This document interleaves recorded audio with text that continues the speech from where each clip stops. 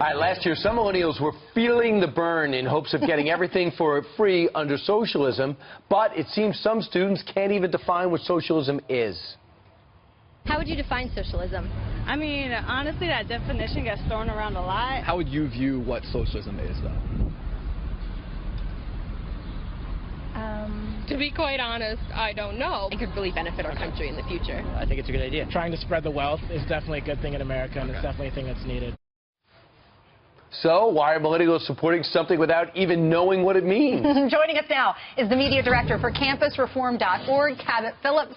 Good to see you again, Cabot. Good to be here. These are always so funny to watch. But do you go out there all day long and pick out the people who don't know what it is, or was this No. it was easy to find? This is an hour or two of filming where every single Really? person that comes up. Most people didn't know what it was. It's the exact same thing time after time, and it is funny, but at the same time, it's scary. Yeah. Millennials, yes, they seem misinformed, and they're also the largest voting bloc in America now, and so we've got millions of people who are going to be heading to the polls with a warped view. And the thing we kept hearing about what socialism is, it is social justice for all.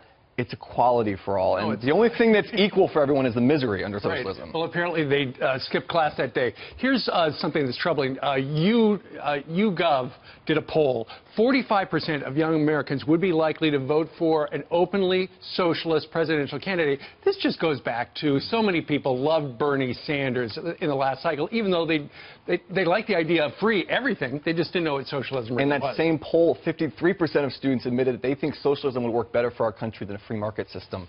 And where is this coming from? I think it's two main areas. First, it's President Obama. For the last 8 years, he stoked class warfare. He told people my age, look, if you can't get a job, it's rich people's problem. It's not your fault. It's the 1%. Fairness. He created a mainstream idea of spread the wealth. And second off, it is in the classroom. He said these students must have missed class. That's why they think this. No, they're going to class, and that's why they're learning this. They're learning in class that socialism is something that it's a revisionist form of history. They don't teach what socialism has wrought throughout the world. They teach other things. You talked to one person, though, that did come from a socialist country, right? Or his parents did? We talked to one student who was an ardent supporter of free markets, and he came out and said, I don't know why people want socialism. My family, I'm a first-generation American. My family came to get away from socialism. Why would we want to bring it here? But you know why? Because they're explaining that capitalism has no net. This is the first time in their lives there's no script. So there's no guarantee of success, shelter, food, in the purity. So it's game on. A lot of them don't want to compete. That's what capitalism demands. You have to compete.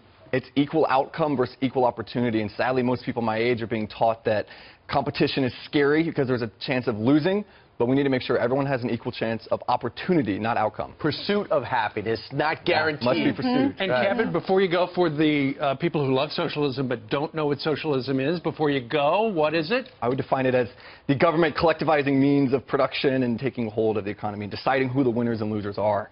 And, we'll have a class here. We'll also have a fundraiser. Send these students to Venezuela for spring break next year. Cabot's new name. The winners of the government. Yeah, exactly. Cabot's new name is Webster. Thank you for that definition. That was great.